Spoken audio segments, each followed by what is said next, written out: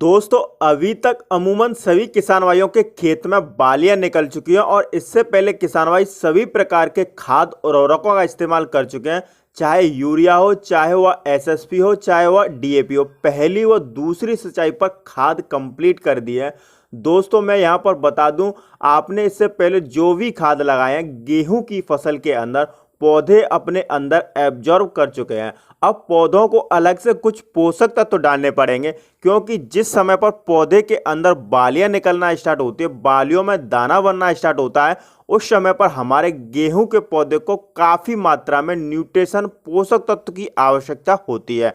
तो इस समय पर हमें बालियां निकलते समय कौन से खाद डालने चाहिए जिससे कि हमें आगे चलकर एक शानदार और अच्छी पैदावार मिल सके, इसी को लेकर आज की इस वीडियो में हम आपको बताएंगे। तो दोस्तों यदि आप हमारे चैनल पर पहली बार आए हैं तो कृपया करके चैनल को सब्सक्राइब कर लें, पास वाले बेल आइकन घंटे को प्रेस कर लें ताकि अगली वो इम्पोर्टेंट वीडियो का नोटिफिकेशन मिल जाए। तो चलिए शुरू करते हैं। दोस्तों इस समय पर अपने गेहूं की बालियों को बढ़ाने के लिए बहुत खाद लगाए होंगे, जैसे एनपीके 0-34 माइक्रोन्यूट्रिएंट्स खाद भी लगाए होंगे। इन खादों को लगाए 20 से 25 दिन हो चुके हैं और आप चाहते हैं कि इससे बालियों का साइज बढ़ जाएगा, तो आप गलत सोच रहे हैं।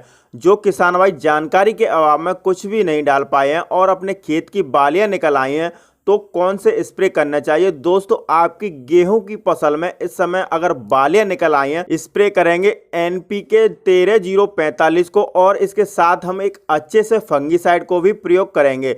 अब कई सारे किसान भाई सोचेंगे कि 13-0-45 को ही हमें क्यों स्प्रे करना है, जबकि मार्केट में बालियां निकलने के बाद 0050 को सबसे ज़्यादा रिकमेंडेड किया जाता है। तो दोस्तों अगर हम अपनी गेहूं की फसल में इस समय पर 13-0-45 का प्रयोग करते हैं, जिसमें 13% नाइट्रोजन होता है और 0% फास्फोरस और 45% पोटेशियम पाया जाता है। नाइट्रोजन को इस समय देने की जरूरत महसूस होती है, इसका भी कारण है क्योंकि हमें इस समय पर अपने झंडे पत्ते या फिर पत्तियों को हरा रखना होता है और इस समय पर तक झंडा पत्तियां ज़्यादा हरी भरी रहेंगी, तब हमारी गेहूं की फसल से अच्छी पैदावार ले पाएंगे। और इस समय जितनी ज़्यादा पत्तियां हरी भरी स्वस्थ होंगी, उतनी ही ज़्यादा मात्रा में हमारे पौधे भोजन बना पाएंगे। अब यहाँ पर फास्फोरस की हमें ज़्यादा ज़रूरत नहीं होती है, जो भी ज़रूरत होती है वह हम अपनी गेहूँ की फसल में 13-0-45 का स्प्रे करते हैं, जिसमें आपको 45% पोटेशियम मिल जाता है। इसका काम होता है कैल्शियम और मैग्नीशियम को जड़ों के माध्यम से पौधे में ऑब्जर्व करना। और इस समय पर अगर आप 13-0-45 का स्प्रे करते हो तो पौधे ज़्यादा मात्रा में भोजन बना पाते हैं और हमारे गेहूं की फसल की पत्तियों से फलियां तक ग्लूकोज ज़्यादा मात्रा में मूवमेंट कर पाता है, जिससे हमें बहुत अच्छी पैदावार देखने को मिलती है।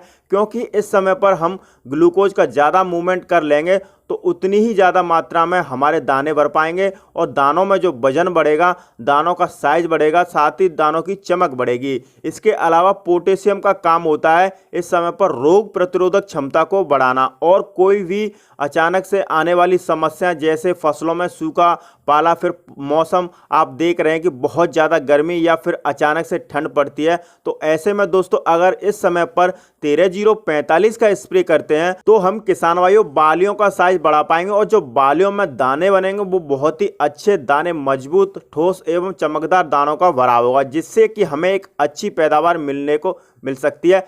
क्योंकि इस समय पर हमारे गेहूं की फसल में फंगस का सबसे ज़्यादा अटैक होता है और अगर हमने इस समय पर अगर फंगस से अपनी फसल को बचा लिया, हम बहुत ही अच्छी पैदावार ले पाएंगे। आपको यहाँ पर कोई टॉप क्लास फंगीसाइड का प्रयोग करना है जिससे आपको बहुत अच्छे रिजल्ट देखने को मिले। तो दोस्तों यह बात हो गई 13-0-45 के काम की। अब बात करते हैं गेहूं की फसल में कितनी मात्रा रखनी चाहिए। तो आप 1 केजी प्रति एकड़ के हिसाब से स्प्रे कर सकते हैं। इसे आप कम से कम 150 से 200 लीटर पानी में ही स्प्रे करें, जिससे आप अपनी गेहूं की फसल में अच्छे से रिजल्ट ले पाएँ। इसके साथ कोई टॉप क्लास फंगीसाइड का भी प्रयोग कर सकते हैं। तो दोस्तों इस समय पर आप बोरोन की भी यदि थोड़ी सी मात्रा फसल के अंदर लेते हैं तो काफ़ी ज़्यादा फायदा होगा। तो यहाँ पर आपको बोरोन 200 ग्राम प्रति एकड़ के हिसाब से प्रयोग कर सकते हैं। इसे आप एनपीके 13-0-45 में मिलाकर स्प्रे कर दीजिए। तो इस प्रकार से दोस्तों आप अपने गेहूं की फसल में अच्छे से देखरेख करोगे, अच्छे से सेवा करोगे, तो आप गेहूं की फसल से अन्य किसानों की अपेक्षा 4 से 5 कुंटल अधिक पैदावार निकाल सकते हैं। तो दोस्तों आज के लिए बस इतना ही। जल्दी ही मुलाकात हमारी अन्य वीडियो में होगी। वीडियो पसंद आई हो तो वीडियो को लाइक करें, चैनल पर पहली बार आए तो सब्सक्राइब करना ना भूलें। वीडियो देखने के लिए धन्यवाद। जय जवान जय किसान।